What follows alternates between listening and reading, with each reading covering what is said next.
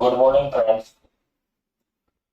આજે આપણે ધોરણ 11 ગુજરાતી માધ્યમ નિયમ 10 ધોરણ 11 ગુજરાતી માધ્યમ નિયમ 10 આપણે ચેપ્ટર નંબર 3 તત્વોના વર્ગીકરણનો આજે આપણે લેક્ચર નંબર 16 જોઈ રહ્યા છીએ. અને આ લેક્ચર નંબર 16 માં અને આ લેક્ચર નંબર 16 ની અંદર આજે આપણે તત્વોનું વર્ગીકરણ શીખવાના છીએ. શેમાં? આજે આપણે લેક્ચર નંબર 16 ની અંદર તત્વોનું આપણે વર્ગીકરણ જાણવાના છીએ. તો કે બીજા પ્રકારના આધારે કઈ રીતે, તો કે ધાતુ, અધાતુ અને ઉપધાતુ સ્વરૂપે. આજે આપણે જે કોઈ તત્વોને જાણીએ છીએ એ તત્વોને આપણે ધાતુ, અધાતુ અને ઉપધાતુ ના વર્ગીકરણની અંદર આપણે વર્ગીકૃત કરવાના છીએ. બરાબર? તો આજના લેક્ચર ની અંદર તો કે આ જ વાત કરવાની છે આજે. બરાબર? તો અત્યાર સુધી જે તત્વોને આપણે જાણીએ છીએ, અત્યાર સુધીના એટલે કે હાલના સમયની અંદર આપણે જે તત્વોને જાણીએ છીએ તેમના ગુણધર્મોને આધારે આ તત્વોને, આ બધા જાણીતા તત્વોને તો કે બે વિભાગમાં પહેલા વહેંચવામાં આવ્યા હતા. ક્યાં? તો કે ધાતુ અને અધાતુમાં. જે તત્વોને આપણે હાલના સમયની અંદર જાણીએ છીએ એ બધા તત્વોના તો ગુણધર્મોને આધારે તો કે તત્વોને બે વિભાગમાં વર્ગીકૃત કરવામાં આવેલા હતા, જેના નામ છે બે વિભાગ કયા? તો કે ધાતુ અને અધાતુની અંદર વર્ગીકૃત કરવામાં આવેલા છે. હવે તો પહેલો પ્રશ્ન આવે કે પહેલું વર્ગીકરણ જે ધાતુ છે એની અંદર ધાતુ કોને કહેવામાં આવશે? તો કે ધાતુ એટલે શું? તો કે ભાઈ જે તત્વ ધન આયન બનાવવાની વૃત્તિ ધરાવતા હોય,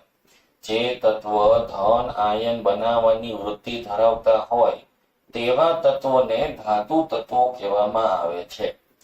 જે તત્વ ધન આયન બનાવવાની વૃત્તિ ધરાવતા હોય તેવા તત્વોને તો કે ધાતુ તત્વો કહે છે. અને હાલના સમયની અંદર આપણે જે તત્વોને જાણીએ છીએ, હાલના સમયની અંદર આપણે ઘણા બધા તત્વોને જે જાણીએ છીએ તેમાંથી તો કે 78% પણ વધુ તત્વો, એટલે કે માની લો કે આપણે 118 તત્વો જાણીએ છીએ, તો 118 જે તત્વો છે તેના 78% પણ વધુ તત્વો ધાતુ તત્વોની અંદર સમાવેલા છે. એટલે કે ધાતુ તત્વો જ છે. એટલે કે આપણે 118 તત્વોનો જે આવર્ત કોષ્ટક છે તેમાંથી 78% થી પણ વધુ જે તત્વો જોવા મળ્યા છે તેની અંદર ધાતુ ગુણધર્મો જોવા મળ્યો છે. અને આવા ધાતુ તત્વો આપણને આવર્ત કોષ્ટકની અંદર ક્યાં મળે છે? તો કે આવા ધાતુ તત્વો આપણને આવર્ત કોષ્ટકની અંદર એકદમ ડાબી બાજુએ અને મધ્ય ભાગમાં જોવા મળે છે. આવર્ત કોષ્ટકની અંદર ધાતુ તત્વોનું સ્થાન ક્યાં છે, એટલે કે ધાતુ તત્વો આવર્ત કોષ્ટકમાં ક્યાં જોવા મળે? તો એનો એક જ જવાબ છે, આવર્ત કોષ્ટકની અંદર એકદમ ડાબી બાજુએ અને મધ્ય ભાગની અંદર તો કે ધાતુ તત્વો આવેલા છે. જેની અંદર કોનો સમાવેશ કરેલો છે? તો કે ભાઈ જેની અંદર આપણે આલ્કલી સમૂહ એટલે કે સમૂહ નંબર 1 નો, આલ્કલાઇન અર્થ ધાતુ તત્વો એટલે કે સમૂહ નંબર 2 નો, ડી વિભાગના બધા સમૂહોનો સમાવેશ કરેલો છે, એફ વિભાગના 28 તત્વોનો સમાવેશ કરેલો છે અને પી વિભાગના ઊંચા પરમાણ્વીય ક્રમાંક ધરાવતા તત્વોનો સમાવેશ આપણે ધાતુ તત્વોમાં કરેલો છે.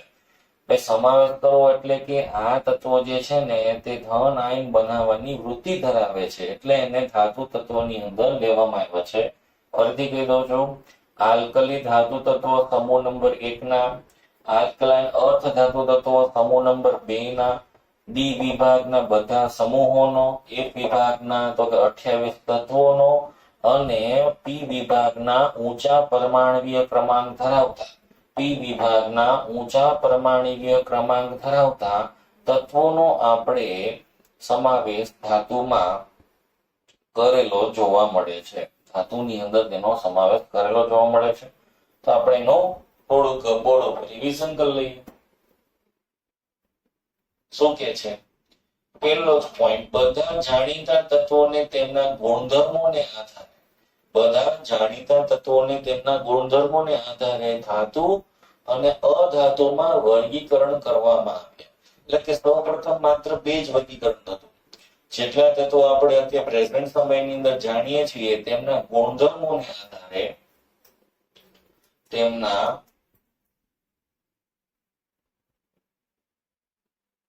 ગુણધર્મોને આધારે તેમનું વર્ગીકરણ ધાતુ અને અધાતુમાં કરેલું છે. ધાતુ અને અધાતુની અંદર. હવે એની અંદર ધાતુની મેં ડેફિનેશન હમણાં કીધી કે જે તત્વ ધન આયન બનાવવાની વૃત્તિ ધરાવતા હોય તેવા તત્વોને ધાતુ તત્વો કહેવામાં આવે છે. તો એની અંદર શું કીધું છે ધાતુમાં કે જાણીતા તત્વો પૈકી 78% પણ વધુ, જાણીતા તત્વો પૈકી 78% પણ વધુ તત્વો ધાતુ તત્વો છે. એટલે કે હાલના સમયની અંદર જેટલા આપણે ઘણા બધા તત્વોને જાણીએ છીએ તેમાંથી 78% થી પણ વધુ તત્વો તો કે મેટલ એટલે કે ધાત્વિય ગુણ ધરાવે છે.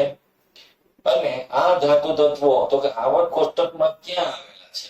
તો આ ધાતુ તત્વો આવર્ત કોષ્ટકમાં કોષ્ટકની એકદમ ડાબી બાજુએ, કોષ્ટકની એકદમ ડાબી બાજુએ અને મધ્ય ભાગમાં આવેલ છે. અને મધ્ય ભાગની અંદર આવેલા આપણને જોવા મળે છે. અને એની અંદર કોનો આપણે સમાવેશ કરેલો છે? તો કે એની અંદર આપણે આલ્કલી તત્વો એટલે કે સમૂહ નંબર 1 ના તત્વો, આલ્કલી તત્વોનું બીજું નામ છે સમૂહ 1 ના તત્વો. પછી આપણે બીજાનો સમાવેશ કરેલો છે કોનો કરો?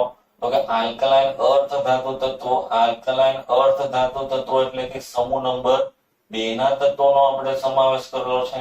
પછી ડી વિભાગના તત્વો, એફ વિભાગના તત્વો અને પી વિભાગના ઊંચા પરમાણવીય ક્રમાંક ધરાવતા તત્વોનો સમાવેશ, ઊંચા પરમાણવીય ક્રમાંક ધરાવતા પી વિભાગના કેટલાક ઊંચા પરમાણવીય ક્રમાંક ધરાવતા તત્વોનો સમાવેશ તો કે ધાતુની અંદર થાય છે. ધાતુની અંદર તેનો સમાવેશ થતો જોવા મળે છે. પછી આ ધાતુ તત્વોની કેટલીક સામાન્ય લાક્ષણિકતા છે જ્યાં હું તમને જણાવું છું. તો કે ધાતુ સામાન્ય એટલે કે ઓરડાના તાપમાને ધાતુ હંમેશા ઘન સ્વરૂપમાં જ હોય છે. ધાતુ હંમેશા ઓરડાના ટેમ્પરેચર રૂમ ટેમ્પરેચરે ઓરડાના તાપમાને હંમેશા ધાતુની ભૌતિક અવસ્થા આપણને જોવા મળે છે ઘન, જેની અંદર એક જ અપવાદ છે કે ઓરડાના તાપમાને એક જ ધાતુ તત્વ છે મર્ક્યુરી જે આપણને પ્રવાહી અવસ્થાની અંદર જોવા મળે છે. એક જ અપવાદ છે કે જેની અંદર આપણે ઓરડાના તાપમાને મર્ક્યુરી ધાતુ આપણને પ્રવાહી સ્વરૂપની અંદર જોવા મળે છે. બાકી દરેક ધાતુ તત્વો સામાન્ય તાપમાને એટલે કે ઓરડાના તાપમાને આપણને ઘન સ્વરૂપમાં જોવા મળશે. ધાતુના ઉત્કલન અને ગલન બિંદુ તો કે ઊંચા હોય છે.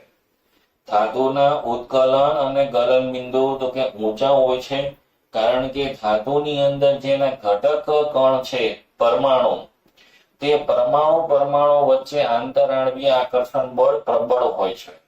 અને આ પ્રબળ બળને તોડવા માટે આપણે વધુ પ્રમાણમાં ઉર્જાને આપવી પડે છે, જેના કારણે ધાતુ તત્વોના તો કે ભાઈ ગલન બિંદુ, ધાતુ તત્વોના ગલન બિંદુ અને ઉત્કલન બિંદુ કેવા હોય તો કે ઊંચા. કારણ ધાતુ તત્વોના જે ઘટક કણ છે પરમાણુ વચ્ચે આંતરાણવીય આકર્ષણ બળ વધારે છે અને આ બળને તોડવા માટે તો કે વધુ માત્રામાં ઉર્જાની જરૂર પડે છે.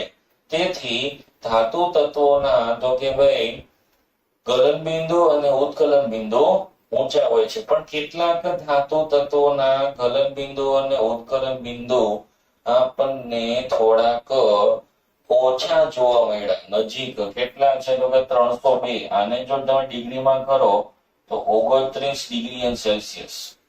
આલ્કલી જે ધાતુ તત્વો છે તેની અંદર સીઝિયમ જે છે તેનું ઉત્કલન બિંદુ તો કે ભાઈ આપણને ગલન બિંદુ આપણને જોવા મળ્યું છે 29 ડિગ્રી.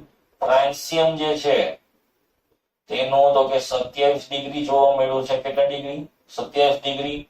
ગેલિયમ છે જે સમૂહ નંબર 13 નું તત્વ છે, સમૂહ નંબર 13 એટલે કે પી વિભાગનું તત્વ છે. એ પી વિભાગના સમૂહ નંબર 13 નો જે ગેલિયમ છે જેનો પરમાણુ ક્રમાંક આપણે 31 છે તેનું ગલન બિંદુ આપણને જોવા મળ્યું છે 30 ડિગ્રી સેલ્સિયસ. એટલે કે ગલન બિંદુ અને ઉત્કલન બિંદુ ઊંચા હોવા જોઈએ, પણ કેટલાક તત્વો છે કે જેના ગલન બિંદુ ઊંચા નથી પણ કેવા છે? ઓછા છે, નીચા છે, જેને આપણે અપવાદમાં સમાવેશ કરવો છે. અને કેટલાક ધાતુ તત્વો એવા છે કે જેના ગલન બિંદુ બહુ ઊંચા છે. દાખલા તરીકે W એટલે કે કોણ? ટંગસ્ટન. ટંગસ્ટન નો એટોમિક નંબર આવશે તો કે 75.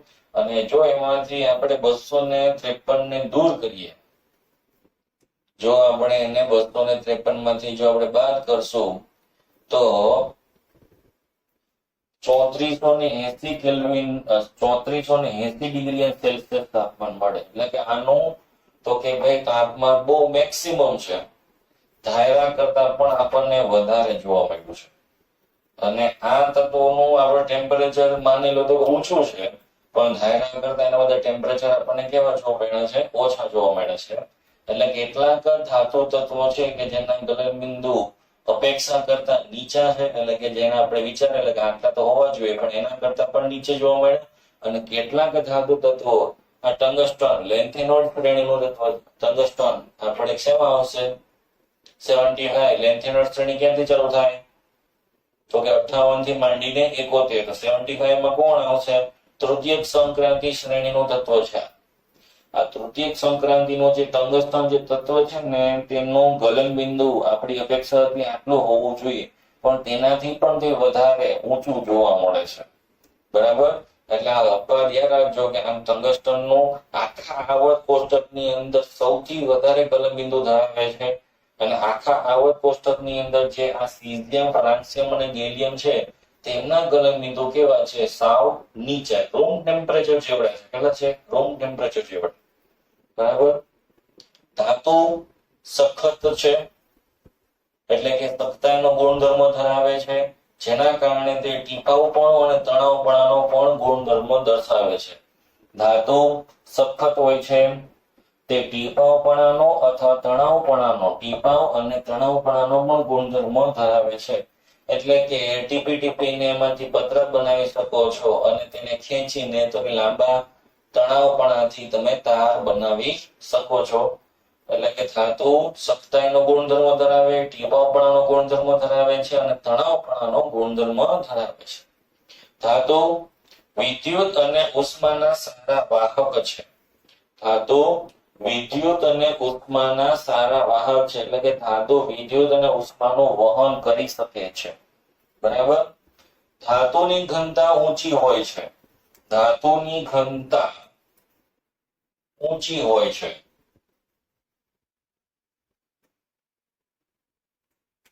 ધાતુની ઘનતા ઊંચી હોય છે.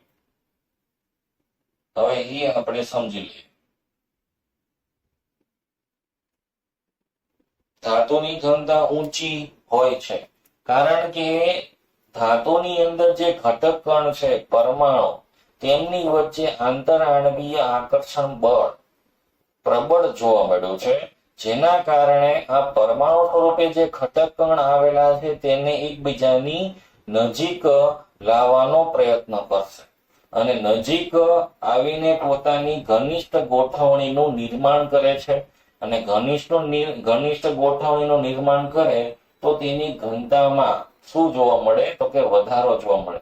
તો આનું મેં કારણ કીધું કે ભાઈ શું કામે? તો કે ધાતુ તત્વોની ઘનતા વધુ હોય તો એનું કારણ છે કે ધાતુ તત્વોની અંદર ઘટક કણ જે પરમાણુ છે તેની ઘનિષ્ઠ ગોઠવણી જોવા મળે છે અને એના કારણે તેની ઘનતા કેવી હોય છે તો કે ભાઈ વધારે. હવે ઓસ્મિયમ, ઓસ્મિયમ જે છે એ 3D સંક્રાંતિ શ્રેણીનું જ તત્વ છે અને આનો પરમાણુ ક્રમાંક આપણે અહીંયા લખ્યો તો 77 અને ઓસ્મિયમની ઘનતા આખા આવર્ત કોષ્ટકની અંદર સૌથી વધુ જોવા મળી છે. ઓસ્મિયમની ઘનતા છે 22.59 ગ્રામ પર ml અને એવી રીતે એના પછીનું તત્વ છે 78 ઇરિડિયમનું, તેની પણ ઘનતા સૌથી વધારે જોવા મળી છે 22.61 ગ્રામ પર ml. ઓસ્મિયમની 22.59 છે અને ઇરિડિયમની છે 22.61. આ બે તત્વોની સૌથી વધુ ઘનતા છે ધાતુ તત્વોમાં આખા આવર્ત કોષ્ટકમાં. બરાબર. અને કેટલાક ધાતુઓની ઘનતા તો કે સાવ ઓછી જોવા મળી છે. કયા કયા તો કે ભાઈ સાવ ઓછી ઘનતા ધરાવતા ધાતુ તત્વ આ છે લિથિયમ, સોડિયમ અને પોટેશિયમ. લિથિયમ, સોડિયમ અને પોટેશિયમ જેવા તત્વોની ઘનતા સાવ ઓછી જોવા મળી છે. એટલી બધી ઓછી જોવા મળી છે કે તે પાણી ઉપર તરી શકે છે. આ બધા તત્વોની ઘનતા એટલી બધી ઓછી છે કે જેના કારણે આ તત્વો એટલે કે લિથિયમ, સોડિયમ અને પોટેશિયમ પાણી ઉપર તરી શકે છે. એવું આપણને તો કે કહી શકીએ છીએ કે આવા તત્વોની ઘનતા બહુ ઓછી છે. લિથિયમની, સોડિયમની, પોટેશિયમ. એમાં લિથિયમની ઘનતા તો સાવ ઓછી 0.89 એટલે કે એને પાણી ઉપર મૂકો તો તૈયાર રાખે બરફના ટોકડાની જેમ. એટલી ઓછી ઘનતા ધરાવે છે. એટલે કે ઘનતાની દ્રષ્ટિએ આ તત્વ હલકું છે અને ઘનતાની દ્રષ્ટિએ ઓસ્મિયમ અને ઇરિડિયમ તો કે કેવા કહેવામાં આવશે ભારે તત્વ. બરાબર.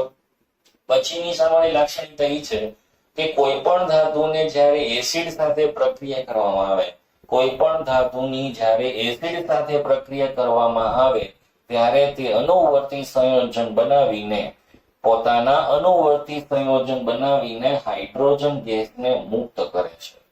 કોઈ પણ ધાતુની જ્યારે અકાર્બનિક એસિડ સાથે તમે પ્રક્રિયા કરેલી હોય એટલે કે મિનરલ એસિડ સાથે, તો એની સાથે એ પ્રક્રિયા કરીને તો કે એ હાઇડ્રોજન ગેસને મુક્ત કરે છે.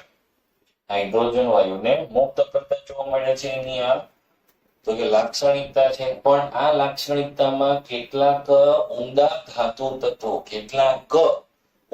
ધાતુ તત્વો આ પ્રક્રિયા નથી આપતા. કોણ કોણ?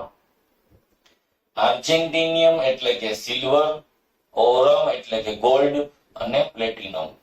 આ જે ત્રણ ઉમદા ધાતુ તત્વો છે સિલ્વર, ગોલ્ડ અને પ્લેટિનમ, તે એસિડ સાથે પ્રક્રિયા કરીને હાઇડ્રોજન વાયુને ઉત્પન્ન કરતા નથી. બરાબર. આ ઉમદા ત્રણ ધાતુ તત્વો. પછીનો પોઈન્ટ છે કે ધાતુના ઓક્સાઇડનો સ્વભાવ. ધાતુ ઓક્સિજન સાથે પ્રક્રિયા કરીને જે ઓક્સાઇડ બનાવે છે એ ઓક્સાઇડનો સ્વભાવ હંમેશા માટે બેઝિક જ હોય છે. ધાતુના ઓક્સાઇડનો સ્વભાવ કેવો હોય છે? બેઝિક. બરાબર. તો આ બધું તમે જે ભણ્યા એ બધી તો કે ધાતુની લાક્ષણિકતા. શું હતી? ધાતુની લાક્ષણિકતા. તમે આ બધી વસ્તુ ભણ્યા છો. હવે કોનો વારો આવે છે તો કે અધાતુ તત્વો. તો કે અધાતુ તત્વો એટલે શું? તો કે ભાઈ જે તત્વો ઇલેક્ટ્રોન મેળવીને ઋણ આયન બનાવતા હોય, જે તત્વો ઇલેક્ટ્રોન મેળવીને ઋણ આયન બનાવતા હોય તેવા તત્વોને તો કે અધાતુ તત્વો કહેવામાં આવેલા છે. જે તત્વો ઇલેક્ટ્રોન મેળવીને ઋણ આયન બનાવી રહ્યા છે તેવા તત્વોને તો કે અધાતુ તત્વો કહેવામાં આવે છે. ઘણા વિદ્યાર્થી એકદમ ટૂંકમાં ડેફિનેશન કહી દે છે કે જે તત્વ ધાતુ ન હોય તેને અધાતુ કહેવાય. સિમ્પલ ને શોર્ટ. પણ આનો પ્રૂફ બહુ ઓછું મળે. જે તત્વ ધાતુ ન હોય તેને અધાતુ કહેવાય. આવું સ્ટેટમેન્ટ કેટલાક વિદ્યાર્થીના મોઢા ઉપર આપણે જોયેલું છે અથવા સાંભળેલું પણ છે. પણ એવું ડેફિનેશન નથી કહી શકતા આપણે એની કે જે તત્વો ઇલેક્ટ્રોન મેળવીને ઋણ આયન બનાવતા હોય તે જ નોન મેટલ હોય, બીજા કોઈ હોતા નથી. હવે આ અધાતુ તત્વો આવર્ત કોષ્ટકમાં ક્યાં આવેલા છે, એટલે કે એનું સ્થાન શું છે? તો કે આવર્ત કોષ્ટકની અંદર આવા અધાતુ તત્વો કોષ્ટકની એકદમ જમણી બાજુએ આવેલા છે, એકદમ જમણી બાજુએ. અને આવા અધાતુ તત્વોની સંખ્યા ધાતુ તત્વોની સરખામણીમાં ઓછી છે. આવા અધાતુ તત્વોની સંખ્યા જે છે ને તેમની સંખ્યાનું જે મૂલ્ય છે ને તે ધાતુ તત્વોની સરખામણીમાં કેવું છે? ખૂબ જ ઓછું છે. બરાબર છે? તો આપણે હવે બોર્ડ ઉપર જોઈએ. તો કે અધાતુ એટલે શું? તો મેં તમને પેલા ડેફિનેશન કીધી કે જે તત્વો ઇલેક્ટ્રોન મેળવીને ઋણ આયન બનાવતા હોય તે બધા અધાતુ તત્વોની અંદર સમાવેશ થશે. બરાબર. હવે આ અધાતુ તત્વો આવર્ત કોષ્ટકની અંદર ક્યાં આવેલા છે? તો કે આવા અધાતુ તત્વો આવર્ત કોષ્ટકમાં એકદમ જમણી બાજુએ એટલે કે પી વિભાગમાં આવેલ છે. એકદમ જમણી બાજુએ એટલે કે પી વિભાગની અંદર આવેલા છે. અને આવા અધાતુ તત્વોની સંખ્યા ધાતુ તત્વોની સરખામણીમાં ધાતુ તત્વોની સરખામણીમાં કેવી છે? ઓછી. કારણ કે પી વિભાગની અંદર તો કે ભાઈ 30 તત્વો છે, એમાં કેટલાક ધાતુ છે, કેટલાક ઉપધાતુ છે, ને જે વૈધાનિકો અધાતુ. એટલે એવા તત્વોની સંખ્યા કેવી હોય? સાવ ઓછી. કોની સાપેક્ષમાં? ધાતુ તત્વોની સાપેક્ષમાં. કારણ કે ધાતુ તત્વોની અંદર સંખ્યા આવર્ત કોષ્ટકમાં કેટલી છે? તો કે 78% થી પણ વધારે છે. એટલા માટે આની સંખ્યા આપણે ઓછી લખેલી છે. હવે ઓરડાના તાપમાને એટલે કે રૂમ ટેમ્પરેચરે કઈ ધાતુ કઈ અધાતુ કેવા સ્વરૂપમાં જોવા મળે છે ઈ મેં લખેલું છે. ઓરડાના ટેમ્પરેચરે એટલે કે રૂમ ટેમ્પરેચરે આવી અધાતુ તત્વો કઈ અવસ્થાની અંદર કઈ ભૌતિક અવસ્થાની અંદર આપણને જોવા મળે છે તેને મેં બોર્ડ ઉપર લખેલું છે. જેની અંદર આવશે C for carbon, B for boron, P for phosphorus, S for sulphur, Se for selenium અને iodine. Carbon, boron, phosphorus, sulphur, selenium ને આયોડીન ઓરડાના તાપમાને તેની ભૌતિક અવસ્થા ઘન સ્વરૂપમાં જોવા મળે છે. ઓરડાના તાપમાને એકલો એક બ્રોમીન જ પ્રવાહી સ્વરૂપમાં જોવા મળે છે. ઓરડાના તાપમાને માત્ર બ્રોમીન જ ની ભૌતિક અવસ્થા આપણને પ્રવાહી જોવા મળી છે. પછી nitrogen, oxygen, fluorine, chlorine, hydrogen અને નિષ્ક્રિય વાયુ તત્વો. Nitrogen, oxygen, fluorine, chlorine, hydrogen અને નિષ્ક્રિય વાયુ તત્વો ઓરડાના તાપમાને તેમની ભૌતિક અવસ્થા આપણને વાયુ સ્વરૂપમાં જોવા મળી છે. એટલે કે અધાતુ તત્વો ત્રણેય પ્રકારની ભૌતિક અવસ્થા ધરાવે છે, જ્યારે ધાતુ તત્વો એક જ ધરાવતા હતા. કેમ? તો કે ઘન સ્વરૂપમાં જ જોવા મળતા હતા.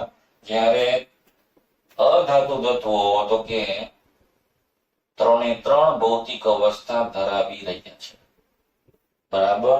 એટલે આ પોઈન્ટ આપણે યાદ રાખજો કે ઘન સ્વરૂપની અંદર કોણ આવશે, પ્રવાહી સ્વરૂપમાં કોણ આવશે અને વાયુ સ્વરૂપની અંદર કોણ આવશે. આપણા માટે MCQ માં IMP પ્રશ્ન પણ કહી શકીએ. બરાબર છે.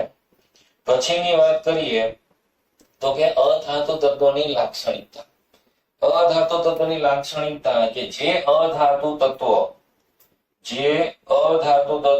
ઘન સ્વરૂપમાં આવેલું છે, જે અધાતુ તત્વ ઘન સ્વરૂપમાં આવેલું હોય, ઘન સ્વરૂપમાં તે બરડ છે. જે અધાતુ તત્વ નું ઘન સ્વરૂપ છે એટલે કે આ બધા તે બરડતાનો ગુણધર્મો ધરાવે છે, એટલે કે બ્રિટ છે. એટલે પડે એટલે તૂટી. બરાબર.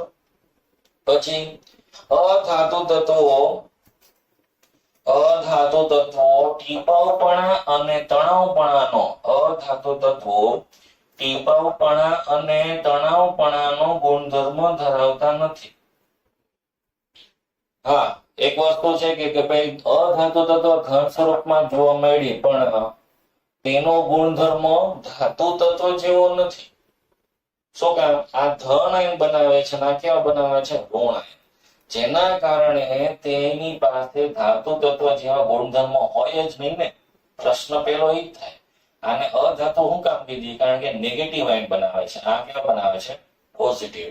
તો પોઝિટિવ ના જે લક્ષણો હોય એવા નેગેટિવ આયનના લક્ષણો હોય જ નહીં. એટલે અધાતુ તત્વ પાસે ટીપાવપણાનો કે તણાવપણાનો ગુણધર્મો હોય જ નહીં. જો હોત ને તો એને આપણે મેટલમાં લઈ લઈએ તો આ આખો ડિપાર્ટમેન્ટ આવત જ નહીં. બરાબર? પણ એવું નથી. હજી અધાતુ તત્વોના ગલન બિંદુ અને ઉત્કલન બિંદુ નીચા છે. કોની સાપેક્ષમાં? ધાતુ તત્વોની સાપેક્ષમાં. અધાતુ તત્વના ગલન બિંદુ અને ઉત્કલન બિંદુ તો કે નીચે જોવા મળે છે, કારણ કે તેમના ઘટક કણ તરીકે જે કોઈ પરમાણુ અણુ આવેલા છે, તેમની વચ્ચે નિર્બળ આંતરાણવીય આકર્ષણ બળ જોવા મળે છે. નિર્બળ આંતરાણવીય આકર્ષણ બળ. અને નિર્બળ પ્રકારના આંતરાણવીય આકર્ષણ બળને તોડવા માટે ઓછી ઉર્જાની જરૂર પડે છે, જેના કારણે અધાતુ તત્વોના ગલન અને ઉત્કલન બિંદુ કેવા હોય છે? તો કે નીચા હોય છે. પછી અધાતુ તત્વો જે છે એ વિદ્યુત અને ઉષ્માના અવાહક છે. અધાતુ તત્વો વિદ્યુત અને ઉષ્માના વહન કરતા નથી. અધાતુ તત્વો વિદ્યુત અને ઉષ્માનું વહન નહીં કરે. બરાબર? એટલે કે ધાતુ તત્વો વાહક હતા, ત્યારે અધાતુ તત્વો કેવા છે? અવાહક. પછી અધાતુ તત્વોના ઓક્સાઇડ. અધાતુ તત્વોના ઓક્સાઇડનો કાયમી સ્વભાવ એસિડિક જ હોય છે. અધાતુ તત્વોના ઓક્સાઇડનો સ્વભાવ કેવો હોય છે? એસિડિક. ધાતુ તત્વોનો કેવો હોય છે? બેઝિક આપણને જોવા મળે છે. આનો કેવો હોય છે? એસિડિક. બરાબર? અધાતુ તત્વો એસિડ સાથે પ્રક્રિયા કરીને પોતાના અનુવર્તી સંયોજન બનાવે છે, પણ હાઇડ્રોજન વાયુને મુક્ત કરતા નથી. અધાતુ તત્વો એસિડ સાથે પ્રક્રિયા કરીને પોતાના અનુવર્તી સંયોજન બનાવશે, પણ તેની સાથે પ્રક્રિયા કરીને હાઇડ્રોજન ગેસને મુક્ત કરતા જોવા મળતા નથી. એટલે કે આ રિએક્શન ધાતુ તત્વ એસિડ સાથે પ્રક્રિયા કરીને હાઇડ્રોજન આપે છે, પણ તમે જોઈ શકો છો કે અધાતુ તત્વો આ રિએક્શન આપતા નથી. એટલે કે હાઇડ્રોજન ગેસને મુક્ત કરતા નથી. હવે આવા તત્વોનું આપણે જાણીતા તત્વોનું આપણે ગુણધર્મોને આધારે વર્ગીકરણ કરી લીધું, ત્યારે કેટલાક તત્વો હજી આવર્ત કોષ્ટકમાં બાકી રહેલા જોવા મળ્યા. કેટલાક તત્વોને આપણે ધાતુ તત્વોમાં સમાવ્યા, કેટલાક તત્વોને આપણે અધાતુ તત્વોની અંદર સમાવેલા છે. પણ એ વર્ગીકરણ કર્યા પછી કેટલાક તત્વો હજી આવર્ત કોષ્ટકની અંદર વધેલા છે. હવે ઈ તત્વોનું વર્ગીકરણ વૈજ્ઞાનિકોએ દ્વારા કરવામાં આવ્યું છે અને ઉપધાતુ તત્વો કહેવામાં આવ્યા. શું કીધું છે એની ડેફિનેશન આપણે ટેક્સ્ટ બુકમાં નથી એટલે મેં લખેલી છે. જે તત્વો ધાતુ અને અધાતુ તત્વોના ધાતુ અને અધાતુ તત્વોના ગુણધર્મો ધરાવતા હોય, જે તત્વો ધાતુ અને અધાતુ તત્વોના તો કે ગુણધર્મો ધરાવતા હોય તેને ઉપધાતુ અથવા અર્ધધાતુ, ઇંગ્લિશમાં કહેવાય સેમી મેટલ અથવા મેટેલોઇડ કહેવામાં આવે છે. જે તત્વો ધાતુ અને અધાતુના ગુણધર્મો ધરાવતા હોય, તેને ઉપધાતુ અથવા અર્ધધાતુ કહેવામાં આવે છે. અને એની સંખ્યા શરૂઆતમાં જ્યારે હતી કેટલી? 5. કઈ? તો કે 5 પ્રકારના તત્વોનો સમાવેશ ઉપધાતુ અથવા અર્ધધાતુની અંદર થયેલો હતો પહેલાના સમયની અંદર. કયા? તો તો કે સિલિકોન, જર્મેનિયમ, આર્સેનિક, એન્ટીમની અને ટેલ્યુરિયમ. સિલિકોન, જર્મેનિયમ, આર્સેનિક, એન્ટીમની અને ટેલ્યુરિયમ આ 5 તત્વોનો તો કે સમાવેશ પહેલા ઉપધાતુની અંદર થતો હતો. પણ પછીના સમયની અંદર એટલે કે તેના પછીના સમયની અંદર વૈજ્ઞાનિકો દ્વારા તો કે 2 તત્વોનો ફરીથી ઉમેરો કરવામાં આવ્યો છે. પોલોનિયમનો PO અને એસ્ટેટિનનો AT. પોલોનિયમનો ને અને એસ્ટેટિનનો તેના પછીના સમયગાળાની અંદર વૈજ્ઞાનિકો દ્વારા પાછળથી ઉમેરો કરેલો છે. પહેલા નહોતા. એટલે આપણા અત્યારના પ્રેઝન્ટ સમયની અંદર આપણે 5 જ ભણવાના છીએ, બરાબર. પણ આપણે પહેલાના સમયમાં જાણતા હતા, પણ એના પછીના સમયની અંદર જેમ જેમ વૈજ્ઞાનિકો રિસર્ચ કરતા ગયા ત્યારે એને ખબર પડી કે પોલોનિયમ ને એસ્ટેટિન તો અર્ધધાતુ અને ઉપધાતુ જેવા ગુણધર્મો ધરાવે છે, એટલે એને ઉમેરો કર્યો, બરાબર છે. પણ આપણે અત્યારે આવર્ત કોષ્ટકની અંદર આ 5 તત્વો વિશે જે જાણવાના છીએ, બરાબર. હવે એની અંદર એક પોઈન્ટ છે જે ખાસ યાદ રાખો કે અર્ધધાતુ તત્વોના અથવા ઉપધાતુ તત્વોના રાસાયણિક અને ભૌતિક ગુણધર્મો અધાતુ જેવા છે. ઉપધાતુ તત્વોના રાસાયણિક અને ભૌતિક ગુણધર્મો અધાતુ તત્વ જેવા છે. એટલે કે અધાતુ તત્વોના જે ગુણધર્મો હોય તે જ ગુણધર્મો કોના છે? ઉપધાતુના. એટલે આ બધા પોઈન્ટ, આ જે તમે પોઈન્ટ લખ્યા છે ને, આ બધા પોઈન્ટ તમે આની અંદર લખી શકો છો, બરાબર છે. કોની અંદર લખી શકો? ઉપધાતુ અથવા અર્ધધાતુની અંદર લખી શકો. શું કામ? મેં આની અંદર ટેક્સ્ટબુકમાં એક સેન્ટેન્સ નહોતો આપેલો, ઇવન આ પણ નથી આપેલું, તો પણ મેં લખેલું છે એની અંદર કે અર્ધધાતુ તત્વોના રાસાયણિક અને ભૌતિક ગુણધર્મો અધાતુ જેવા છે. આ પોઈન્ટ આટલું લખો ને, આટલા જો થિયરીમાં પ્રશ્ન આપણને પૂછવામાં આવે તો આટલા પોઈન્ટ લખવાના તમને 3 માર્ક મળે. અને દરેક પોઈન્ટ છે ને મેં તમને એકદમ ઈઝી સ્વરૂપે આપેલા છે, એકદમ ઈઝી, કે તમને યાદ રાખવામાં કોઈ પણ પ્રકારની મુશ્કેલી પડે નહીં. અને આટલો લખો એટલે તમારી થિયરીની જે ટેક્સ્ટબુકની જે થિયરી છે એની અંદર બધું કન્ટેન્ટ તમને તમારી નજર સામે દેખાતું જોવા મળશે. એટલે આ દર વખતે બોર્ડ ઉપર મારે લખવાનું કારણ આ છે કે તમે બધા પોઈન્ટને બરાબર સમજી શકો, બરાબર. તો આ 3 માર્કનો ક્વેશ્ચન છે અને દરેક વિદ્યાર્થીએ આજના હોમવર્કની અંદર તત્વોનું વર્ગીકરણ ધાતુ, અધાતુ અને ઉપધાતુમાં લખવાનું છે. તત્વોનું વર્ગીકરણ ધાતુ, અધાતુ અને ઉપધાતુમાં જે વર્ગીકરણ કરવામાં આવેલું છે તેને આપણે થિયરીના પ્રશ્નમાં લખવાના છીએ ભાઈ, ભૂલાય નહીં. તો આજના લેક્ચર પૂરતું આપણે આટલું જ રાખીએ છીએ અને નેક્સ્ટ લેક્ચરની અંદર આપણે ગુણધર્મોમાં જોવા મળતી આવર્તનીયતા વિશેની તો કે માહિતી મેળવવાના છીએ. તો ત્યાં સુધી દરેક વિદ્યાર્થીને thank you. Into metals, non-metals and metalloids. Metals have been listed on the left side of the table and form 78% of the known elements. Metals generally exist as solids at room temperature. An exception is mercury, which is liquid at room temperature. Metals usually have high melting and boiling points. With the exception of gallium and cesium, which have very low melting points of 303 Kelvin and 302 Kelvin respectively. Metals are good conductors of heat and electricity.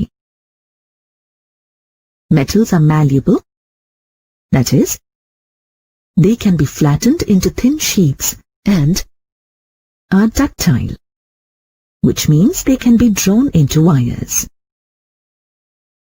These properties are in direct contrast to those exhibited by the non-metals that are placed on the top right side of the periodic table. Non-metals are usually solids or gases at room temperature with low melting and boiling points. Exceptions are boron and carbon, which have high melting points of 2300 and 3930 degrees Celsius respectively. It is also important to note that bromine is the only non-metal that exists in liquid state at room temperature. They are poor conductors of heat and electricity. Solid nonmetals are brittle, non-malleable, and non-ductile. Across a period, as we move from left to right, there is a transition from the metallic behavior to the non-metallic behavior. Elements like silicon, germanium, arsenic, antimony, and tellurium in the P block of the periodic table exhibit properties of both metals and non-metals, and therefore are called semi-metals or metalloids.